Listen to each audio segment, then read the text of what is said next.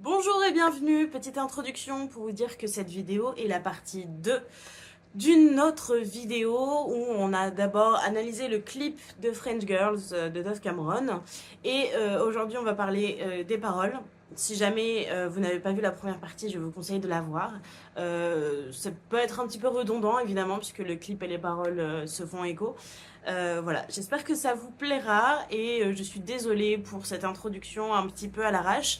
Voilà, j'espère que vous me pardonnerez un petit peu toutes ces erreurs de montage, la maigre qualité de certaines parties. J'ai quand même fourni un énorme travail et cette vidéo est totalement imparfaite, mais elle est le fruit du résultat de toutes les galères que j'ai traversées.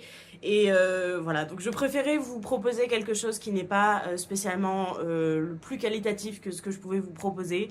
Mais de vous proposer quelque chose quand même parce que sinon cette vidéo ne sortirait jamais le jour et j'ai travaillé dessus en fait, donc j'ai pas envie que ce travail parte à la poubelle et j'ai envie que ça sorte quitte à ce que ce soit imparfait et et voilà, comme on dit, finalement, mieux vaut faire, mais pas au mieux, que ne rien faire jamais du tout.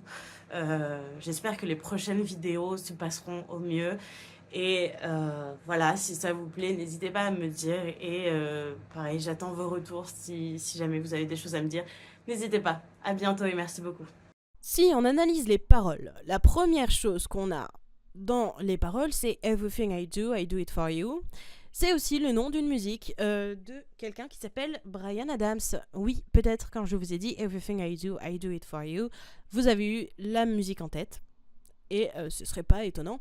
Je ne pense pas que la référence soit voulue, mais en même temps, je me dis, si elle n'est pas voulue, le hasard fait qu'elle est très pertinente tout de même. Dans cette chanson, Brian parle à quelqu'un qu'il aime. Donc oui, c'est une chanson d'amour, comme 99% des chansons, c'est des chansons d'amour.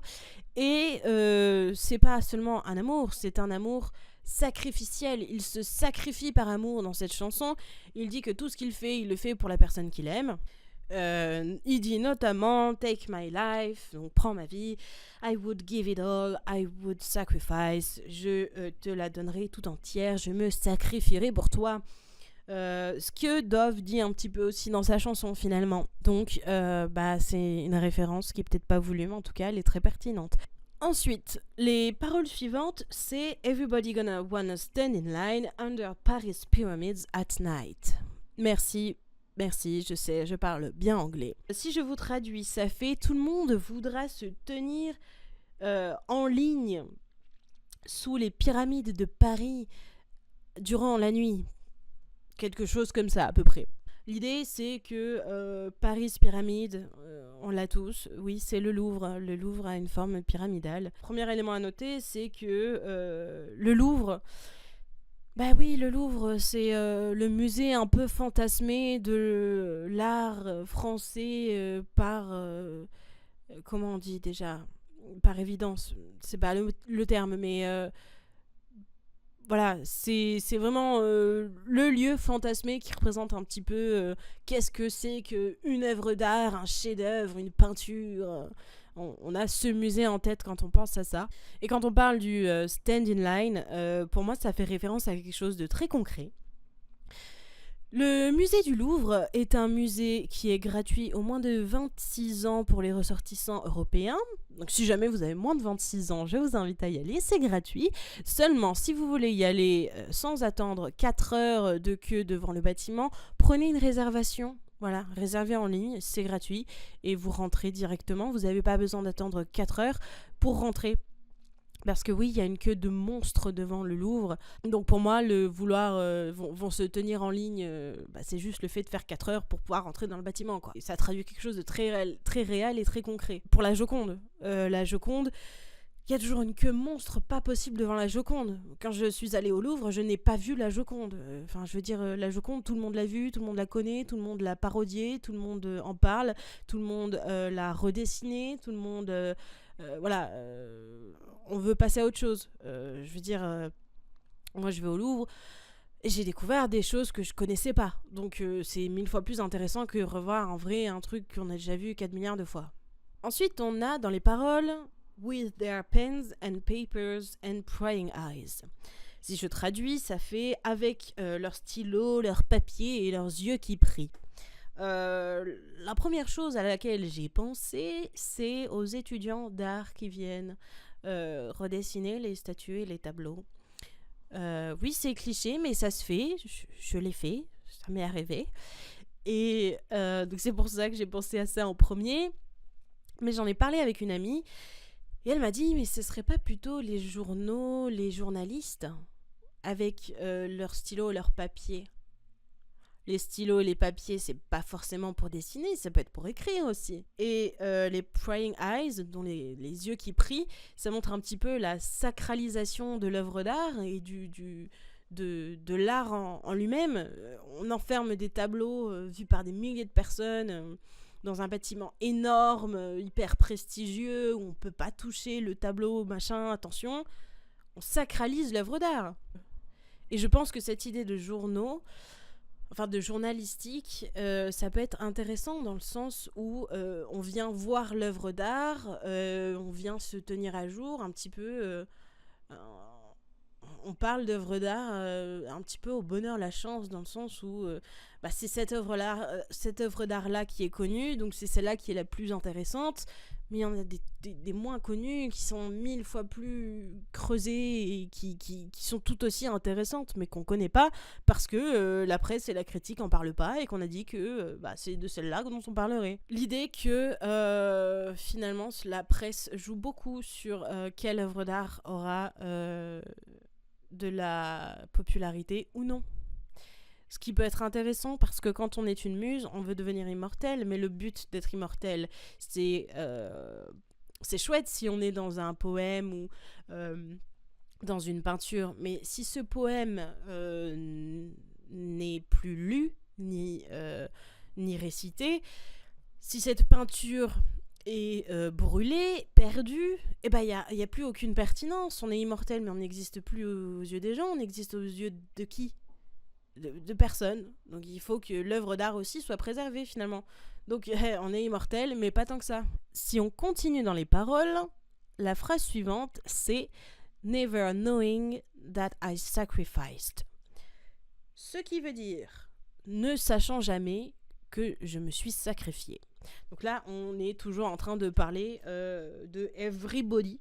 Donc tous les gens qui vont se tenir en ligne sous les pyramides de Paris avec leurs stylos et leurs machins, ils ne sauront jamais ça. Donc là en fait le sujet reste toujours le même durant toutes ces lignes, et c'est là que on se pose des questions sur l'immortalité, parce que la muse s'est sacrifiée au poète, mais les gens qui vont voir l'œuvre d'art, est-ce qu'ils vont savoir qui était la muse derrière ? Je vous le demande. Premier exemple pertinent, la Joconde. On sait toujours pas qui c'est qui était la punaise de modèle qui a aidé De Vinci à peindre sa Joconde. On sait pas qui c'était derrière, alors que pourtant elle est immortelle, mais immortelle. Celle-là elle veut vraiment pas mourir, la Joconde. Eh bien on sait pas qui c'était derrière. Finalement, se rendre immortel en devenant œuvre d'art, peut-être, mais il faut certaines conditions quand même. Tout le monde admire et adore des œuvres d'art, mais finalement, celle qui a souffert derrière, la muse, on l'a oubliée. Est-ce que ça vous rappelle un concept dont on a déjà parlé ? Le martyr. Là, la muse, elle souffre en s'offrant au poète, dans l'espoir de devenir immortelle, mais finalement, elle ne devient pas immortelle, et elle devient martyr parce que elle souffre pour les autres. Elle souffre, mais c'est pas elle dont on va se souvenir. C'est un martyr comme le soldat inconnu. On sait pas qui c'est quelqu'un qui s'est sacrifié, mais on sait pas qui c'est. Donc il y a une espèce d'immortalité, mais une immortalité d'un inconnu. Et c'est là que ça devient un peu compliqué. Est-ce que finalement on est vraiment immortel si on sait pas qui c'était derrière ? Ensuite, on a « Looking up to the next go cracks ». Si je traduis, c'est attendant jusqu'au prochain crack, vérifiant jusqu'aux prochaines fissures, quelque chose comme ça. En gros, on a l'idée d'attendre que quelque chose va se briser. Et si on reste dans l'idée d'œuvre d'art, une sculpture, paf, coup de marteau, paf, la sculpture se brise. Est-ce que ça vous fait penser quelque chose à quelque chose, je veux dire, cette idée d'une sculpture brisée? Si on reste au Louvre, il existe des statues au Louvre qui n'ont pas de bras. Je pense à la Vénus de Milo, par exemple, qui est une statue qui représente Aphrodite. Aphrodite, déjà, nouvel élément, nouveau rapport, avec l'amour, tout ça. Elle n'a pas de bras. Et le fait de ne pas avoir de bras, ça vous rappelle pas quelque chose? Le début du clip, dans la camisole de force, elle a pas de bras. Enfin, le principe d'une camisole de force, c'est qu'on ne puisse pas utiliser les bras, puisque c'est cousu entre eux. Comme le truc chinois, là, où il faut sortir ses doigts, et si on peut pas sortir, eh ben, on peut rien faire de ses doigts. Donc là, c'est la même idée, il n'y a pas de bras. L'idée de la fissure qui va briser la statue. Et là, je pense à la Vénus de Milo, parce qu'elle est au Louvre. Donc ça pourrait être une référence. Ce qui n'est pas le sûr, encore une fois, j'en sais rien si c'est vraiment une référence. Mais ça me paraît pas déconnant non plus. Surtout avec cette idée de pas avoir de bras. Et le fait de pas avoir de bras, pour un être humain, bah, si t'as pas de bras, t'as pas de main. Et si t'as pas de main, bah, pour un être humain, c'est un peu con. Parce que le principe de l'être humain, c'est que lui, il avait des pouces opposables. Enfin, des doigts opposables avec le pouce. Et donc, il pouvait faire des choses. Et si t'as plus de main, bah, tu peux plus rien faire. Donc là, on a une représentation de la muse comme quelqu'un qui se sacrifie, qui perd l'usage de son humanité. Un petit peu. Qui perd son humanité parce que il a plus le principe fondamental elle n'a plus le principe fondamental de l'être humain. Scientifiquement, l'être humain, le principe, c'est que il a pu. Puis il y a le fait aussi que cette Vénus de Milo, qu'est-ce qu'elle nous raconte? Que devenir immortel, c'est bien. Mais si à la base, devenir immortel dans l'œuvre, on a des bras et que les bras sont plus là, ça veut dire que rester immortel avec une œuvre d'art, c'est pas si sûr que ça. Parce que ça peut se briser. Donc, looking up to the next go crack. Jusqu'à la prochaine fêlure. Et puis, pour rester sur la Vénus de Milo, on a cette idée que c'est Aphrodite qui serait représentée. Aphrodite, déesse de l'amour et de la procréation. Procréation, c'est pas aussi une manière de rester immortel? Quand on parle du fait de faire des enfants pour avoir une projection et une descendance de nous-mêmes, qu'on continue à exister à travers quelqu'un d'autre, parce que notre ADN reste dans celui des enfants qu'on a fait. C'est une sorte d'immortalité aussi, un petit peu. Donc, peut-être que finalement c'était vraiment voulu, cette référence à la Vénus de Milo. Enfin, en tout cas, elle est peut-être supposée quelque part dans le clip et dans le concept de fissure et de sculpture qui s'effrite. Les paroles ensuite, c'est Sistine Chapel and they grace so bad. Alors, déjà, première partie, Sixtine Chapel, la chapelle Sixtine. Oui, c'est une référence à des œuvres d'art très connues. Quand on parle de la chapelle Sixtine, on parle surtout du plafond qui est peint par Michel-Ange. Et voilà, c'est une référence évidente, même surévidente et connue, plus que connue. Dans l'art, dans l'art, c'est des premiers noms, c'est un nom tout aussi connu que de Vinci finalement, vous voyez ce que je veux dire. Et il y a cette idée aussi que la chapelle Sixtine, le toit, le plafond, on regarde vers le ciel, donc il y a quelque chose de divin là-dedans. Déjà rien que dans le concept en lui-même, quand ils ont fait la chapelle Sixtine et qu'ils ont peint là-haut, l'idée c'était de regarder vers le ciel. Donc il y a forcément quelque chose de divin. Si on place la chapelle Sixtine dans cette musique, regarder vers le ciel, c'est pas Dieu qui est divin, c'est l'œuvre d'art qui est divine. Puisqu'on regarde le plafond, et au plafond il y a l'œuvre d'art. Et aussi, chose à noter, à mon avis, là c'est vraiment un concours de circonstances, mais pas waouh. Mais au moment où la chanson est sortie, ça faisait 1 semaine que le pape était mort. Et la chapelle Sixtine, apparemment, on élit le nouveau pape là-bas. Là, la coïncidence, elle est quand même frappante. Les paroles suivantes, on a « They could take a million photographs ». Et donc, c'est là que le côté journalistique prend un peu le dessus. Cette phrase est à combiner avec la suivante qui est « But a holy love they'll never have ». Mais un amour saint au sens sacré, un amour sacré, ils n'auront jamais finalement. Donc là on parle des gens qui cherchent à avoir les œuvres d'art Et donc là, on a cette idée que les gens qui vont consommer les œuvres d'art, je dis ça consommer, mais c'est un peu violent comme terme, mais les gens qui vont admirer les œuvres d'art ne vont pas avoir conscience de l'amour qu'il y a pu y avoir derrière entre la muse et le poète. Parce que c'est passé à la trappe, parce qu'elle est passée à la trappe. Et si elle passe à la trappe, l'amour entre la muse et le poète n'existe plus. En tout cas, on s'en souvient pas non plus. Et en même temps, quand Dove chante cette phrase, on se demanderait pas si l'immortalité, c'est pas le fait de se souvenir d'elle, qu'elle soit connue de tous, mais plutôt la force et l'amour que porte le poète à sa muse, ce serait pas ça qui la rendrait immortelle. Ensuite, on arrive à la phrase suivante. I live for your touch, I live to inspire. Donc, je pense que ces lignes montrent l'ambivalence entre le concept d'amour d'un côté et le concept de muse et d'art de l'autre. On a le côté amoureuse, où la muse dit qu'elle aime être touchée. Donc là, on a le côté plus érotique, sexuel, etc., avec l'amour de son poète. Et I live to inspire, ça veut dire clairement je suis une muse, quoi. Je suis là pour inspirer le poète et pour permettre de créer des œuvres d'art. Et en plus, cette dualité, cette ambivalence, ces deux aspects, je trouve, se retrouvent dans le clip parce que quand elle dit I live for your touch, elle a une pose assez suggestive, comme si c'était une invitation un petit peu sexuelle. Par contre, quand elle dit I live to inspire, elle a plutôt une pose comme si c'était un modèle photo, comme si elle posait pour être croquée finalement, pour une peinture, plus que pour le côté suggestif et sexuel. Et les deux sont un petit peu ambigus finalement, parce que où est la limite entre la pose un peu érotique et où est la limite avec la pose en tant que modèle. La limite est un peu floue. J'ai pas traduit, pardon. I live for your touch, c'est je vis pour ton toucher. Je vis pour que tu me touches. Et I live to inspire, je vis pour inspirer. So curve me to pieces, do it in style. Si je traduis, là, problème de traduction. Parce que à prendre avec des pincettes. Mais j'ai la sensation que curve me to pieces, ça se dit pas vraiment.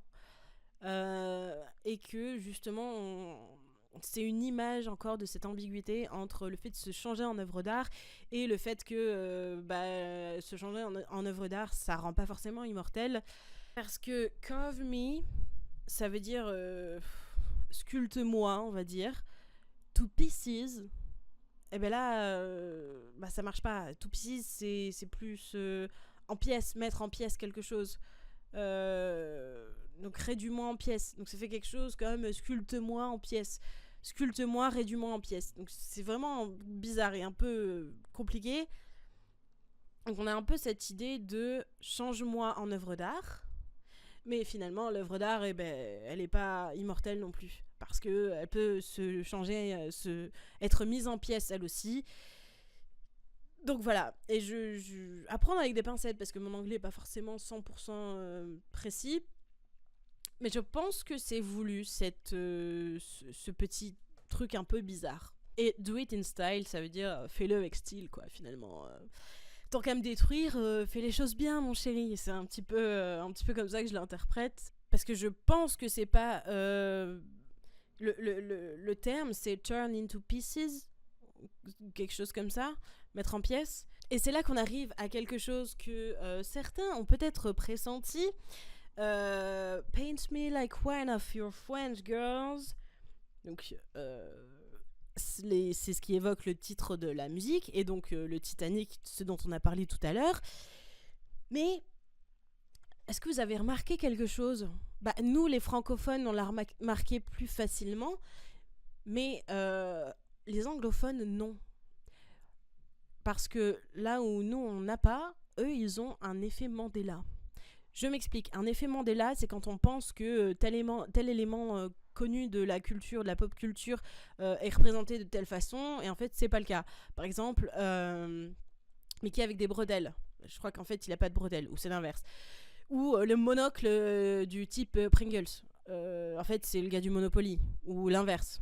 Encore une fois, l'effet Mandela fait trop bien son effet, je sais pas lequel est lequel. Mais vous voyez ce que je veux dire. Et bah là, c'est la même chose. Les anglophones sont persuadés que c'est paint me like one of your French girls, parce que paint me, ça rend mieux en anglais. Mais nous, on sait que c'est pas paint me, mais draw me. Parce que nous, quand on fait la vanne, on dit pas peins-moi comme une de tes françaises, parce que peins-moi, ça rend pas bien. Dessine-moi comme une de tes françaises, là, ça rend mieux. Et donc là, on se rend compte de quelque chose. Déjà, on reprend l'effet Mandela, mais à mon avis, c'est voulu. C'est voulu. Parce que Dove aurait très bien pu écrire la chanson et mettre Draw Me. Ça pose pas problème. Enfin, parce que j'ai vu une vidéo, elle expliquait elle-même que c'est pas ça la vraie phrase, c'est Draw Me normalement. Donc si elle le sait, pourquoi elle l'a pas mis? Eh bien parce qu'à mon avis, Paint Me, c'est plus important parce que si on reste sur cette idée de rester immortel et rester figé par l'œuvre d'art, bah un dessin, ça s'efface. Un dessin, ça dure pas autant dans le temps qu'une peinture. Et oui, et si on est peint, l'œuvre va durer plus longtemps et donc on risque d'être immortel un petit peu plus longtemps. C'est très, très contradictoire ce que je viens de dire. Rester immortel plus longtemps, c'est bizarre, mais on a cette idée-là, quoi. On a plus de chances que l'œuvre d'art qui est censée nous rendre immortels dure plus longtemps dans le temps et donc qu'on puisse être immortel un peu plus et réellement qu'avec un dessin. Un dessin, ça prend l'eau, c'est mort. Et ensuite, c'est là qu'on arrive à quelque chose qui me pose problème, là où dans le visuel, je pensais voir des références que je ne trouvais pas, mais que j'étais persuadée qu'il y en avait. Et ben là, c'est pareil. On a dans la phrase suivante, in emeralds and curls. Donc si je traduis, c'est en émeraude et en boucle.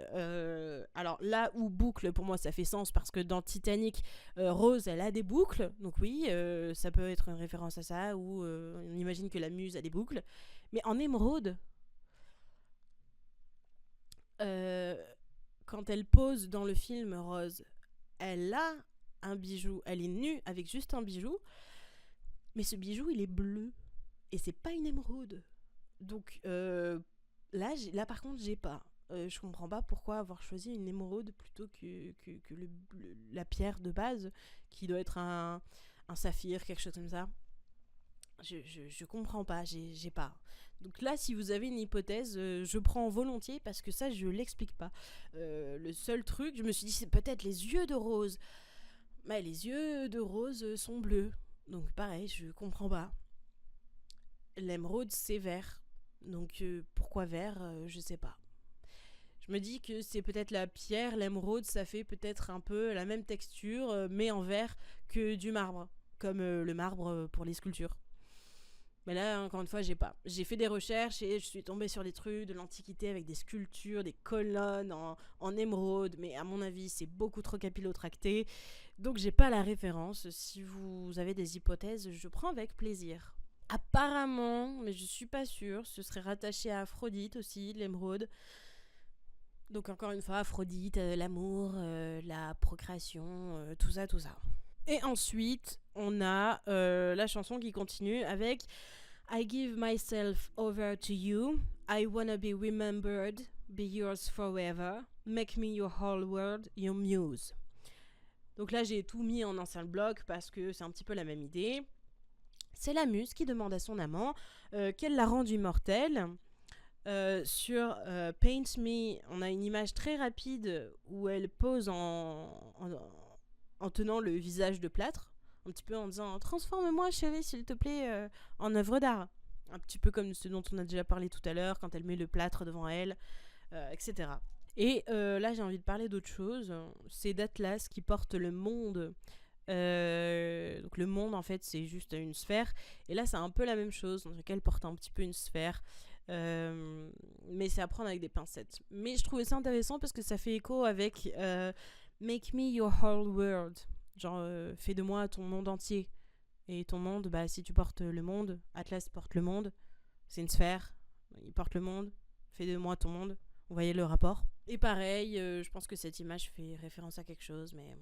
Et pour finir, on a Dirty pictures on the road got you on that next flight home. Arc my back like the triumph and cover me in liquid gold.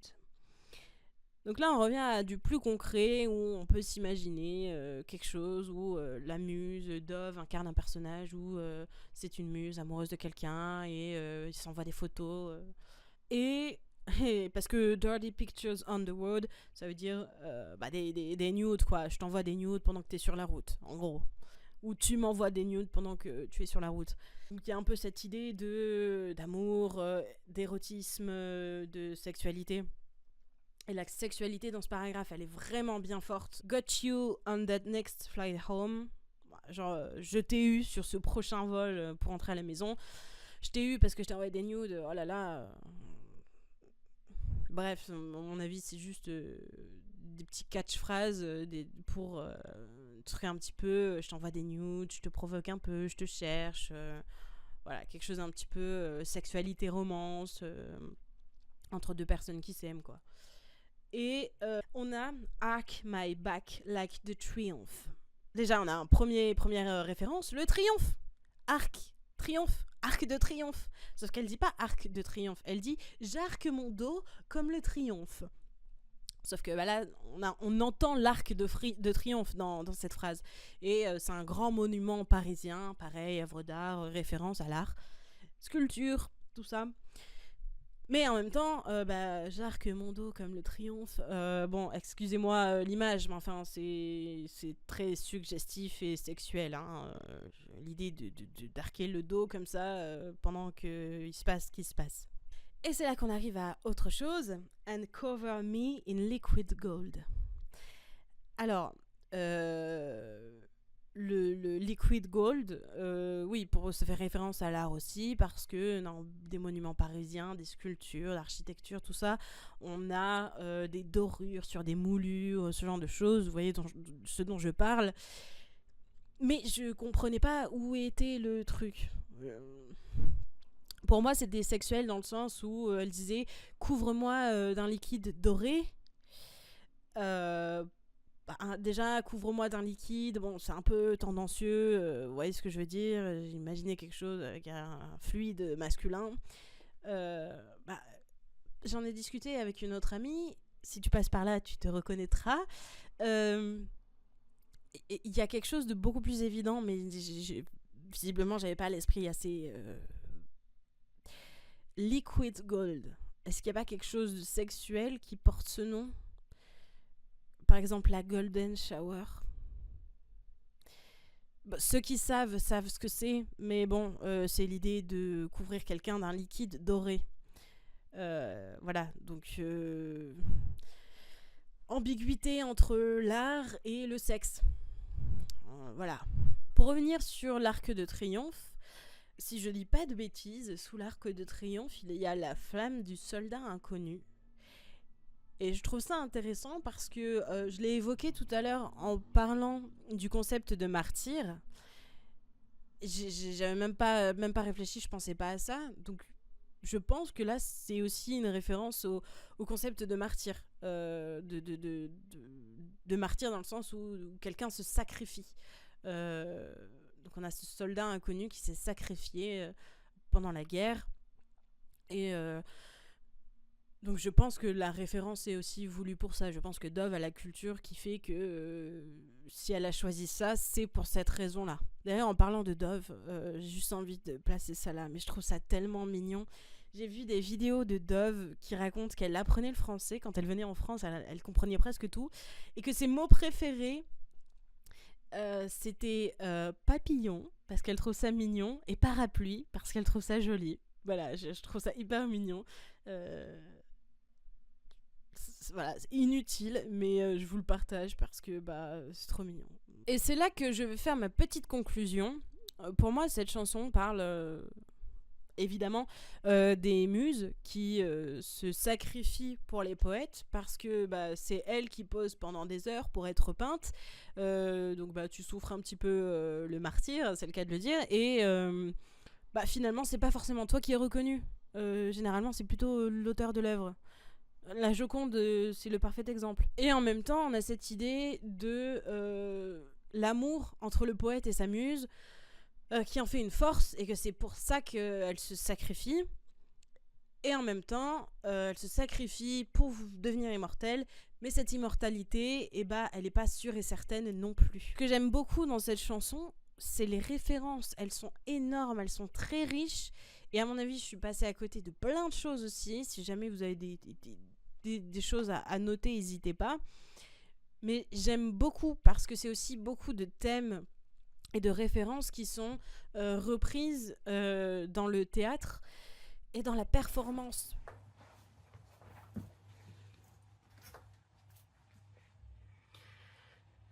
Et si j'avais fait fausse route depuis le début de cette vidéo? Depuis le début, je vous explique que la muse se sacrifie pour son poète, mais est-ce que c'est véritablement pour le poète qu'elle se sacrifie dans cette musique? J'ai décidé de retourner la conclusion de cette vidéo parce que ma vision de l'œuvre a changé. J'ai vu aussi de nouvelles choses depuis qu'elle est sortie. Dove a pu en parler un petit peu plus sur les réseaux. Donc forcément, mon avis s'est un peu plus forgé. Et je voudrais modifier quelques petites choses que j'ai pu dire à son propos. Et si dans cette musique, Dove, la muse, ne se sacrifiait pas pour son poète, mais pour le public directement, sans l'intermédiaire du poète? Parce que si on regarde, il est où le poète? Il est où l'artiste dans cette œuvre? Quel est l'artiste qu'elle inspire? Oui, elle est là, la solution. Oui, c'est elle-même. La muse, c'est Dove dans le clip. Elle se présente comme étant la muse de l'œuvre. Mais l'œuvre en elle-même, cette musique, c'est Dove qui l'a écrite, c'est Dove qui l'a composée, c'est son œuvre. Donc Dove se présente à la fois comme une muse, mais c'est une muse créatrice. Et c'est là que je trouve que ça peut s'inscrire dans les dernières créations qu'elle a faites, assez queer, assez féministes, notamment avec Breakfast, où on renverse un petit peu les clichés à son apogée de la vision machiste de la société, où on remplace les hommes par les femmes et les femmes par les hommes. Et là, c'est la même chose. Quand on parle d'œuvres, de muses, les muses, c'est des femmes, mais on parle pas de muses hommes. Le mot muse, c'est un nom féminin, en tout cas dans la langue française. Il n'y a pas d'équivalent pour les hommes. Il n'y a pas d'homme muse qui inspire des poétesses, par exemple. Clac. Renversement. La femme, elle peut être muse, mais elle est 10 fois plus badass et 10 fois plus géniale quand elle est créatrice. J'ai vu un petit extrait où Dove expliquait que cette musique représentait un petit peu pour elle comment elle percevait la célébrité, donc sûrement sa propre célébrité et son propre vécu. Je peux bien évidemment pas l'interpréter au mieux parce que je suis pas au plus profond de son être et je sais pas exactement ce qu'elle voulait dire derrière, mais j'ai la sensation que par ce clip, elle montre une artiste qu'on prend pour une muse et comme un objet, et où la célébrité, c'est la célébrité de la femme et pas de l'artiste, dans le sens où on va célébrer la muse, comme une femme, et pas comme une artiste créatrice. Alors qu'en fait, dans toute cette musique, elle se présente comme une muse, mais c'est pas elle la muse, c'est l'artiste. Donc, il y a un petit contre-pied à apprendre. Voilà, c'était à peu près ce que je voulais vous dire pour cette conclusion. J'espère que la vidéo vous a plu, elle est très brouillonne, elle est vraiment très longue et un peu peut-être redondante. Je parle un petit peu dans tous les sens, même si j'ai essayé de structurer. J'espère que ça vous a quand même plu, que vous avez un nouvel œil sur cette œuvre. J'espère vous avoir appris des choses. Et j'espère que vous pourrez m'en apprendre aussi avec ce que j'ai pu vous dire. S'il y a des références que vous avez vues que je n'ai pas évoquées, n'hésitez pas à les partager, ça me ferait très plaisir. Et j'espère continuer à vous proposer ce genre de choses, peut-être un petit peu plus pointues, un petit peu plus précises, un petit peu moins brouillonne. Là, c'était très compliqué de gérer à la fois le format, de créer un bon plan, une bonne structure de vidéo, en racontant des choses intéressantes, sans perdre les gens et en même temps garder une structure dans la vidéo elle-même sans partir dans tous les sens. C'est assez compliqué à gérer. C'est très compliqué aussi pour moi de passer du textuel, où je vais gérer peut-être un petit peu mieux, à l'oral et à la vidéo, où c'est assez compliqué et assez brouillon, surtout quand j'ai voulu parler d'autant de choses. Mais j'ai beaucoup aimé cette vidéo, m'a donné beaucoup de fil à retordre. J'ai dû la refilmer au moins 2-3 fois. Une première fois parce que ça me plaisait pas, que j'oubliais des éléments. Une deuxième fois parce que mon micro s'est coupé. Une troisième fois parce que j'ai refait une conclusion. Et une quatrième fois parce que j'ai refait la conclusion parce que j'avais de nouvelles choses à apporter. Mais je sais qu'elle est très brouillonne et ce sera sûrement la pire de toutes les vidéos que j'ai faites jusqu'à présent. Mais en même temps, c'était une des plus longues, une des plus compliquées, une des plus précises, une des plus détaillées. Donc forcément, à un moment, c'est un petit peu compliqué de rester aussi précise de A à Z quand c'est aussi long. J'espère que vous m'en voudrez pas et que ça a été quand même plaisant. Merci beaucoup. À bientôt. Et si jamais ça vous dit, j'ai un petit compte Instagram et TikTok sur lequel je vais parler de théâtre et sûrement d'autres choses aussi. Je ferai peut-être une vidéo très très courte pour parler de cette musique de Dove en format court parce que ça m'a bien plu. Et voilà, donc si jamais ça vous plaît, n'hésitez pas à aller jeter un œil. Je parlerai peut-être aussi de théâtre sur cette chaîne. Oui, Vocaloid, théâtre, Dove Cameron. Il n'y a pas trop de rapport, mais ce sont des choses qui me passionnent et j'ai envie d'en parler. J'ai pas envie de me brider en me disant je vais parler que de Vocaloid, que de théâtre, même si c'est pas du tout la même chose, pas du tout le même public. Je sais qu'en tout cas, je l'analyserai du même point de vue, de la même façon et avec la même méthodologie. Donc, je pense que c'est pas non plus embêtant si je fais la même chose pour des choses aussi différentes sur cette chaîne YouTube. Et si jamais vous n'aimez que certaines vidéos et pas d'autres, c'est pas grave, vous regarderez que celles qui vous plairont. Et puis peut-être qu'un jour vous sauterez pas et regarderez les autres vidéos.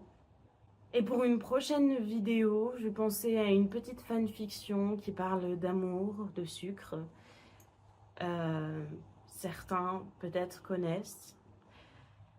Certains peut-être pas. Certains connaissent la fiction originale. Donc peut-être que je vais faire découvrir des choses.